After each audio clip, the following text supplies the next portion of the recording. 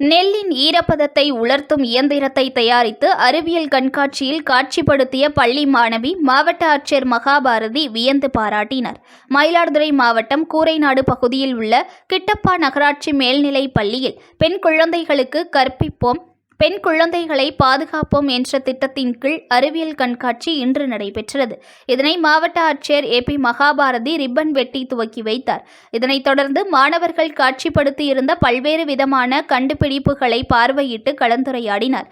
அப்போது மாணவி ஒருவர் நெல்லில் உள்ள ஈரப்பதத்தை எளிமையான முறையில் உலர்த்தும் வகையில் நவீன மின்விசிறி பொருத்தப்பட்ட கருவி ஒன்றை தயாரித்து காட்சிப்படுத்தியிருந்தார்.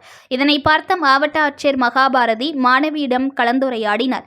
அப்போது அவர் அறுவடை செய்யப்படும் நெல்லில் 25% வரை ஈரப்பதம் இருப்பதால் விவசாயிகள் அதை பொதுவெளியில் உலர வைக்கும் பணியில் ஈடுபடுவதாகவும், இதனால் அவர்களின் சிரமத்தை குறைக்கும் வகையில் ஈரப்பதத்தை உறிஞ்சி எடுக்கக்கூடிய நவீன மின்விசிறி அடங்கிய இயந்திரத்தின் மாதிரியை தயாரித்து இருப்பதாக ஆட்சியரிடம் மாணவி கூறினார். இதனை கேட்ட மாவட்ட ஆட்சியர் மகாபாரதி மாணவிக்கு வாழ்த்துக்களை தெரிவித்து பாராட்டினார். இதில் மாவட்டம் முழுவதிலும் இருந்து அரசு பள்ளி மாணவ மாணவிகள் ஏராளமானோர் கலந்து கொண்டனர்.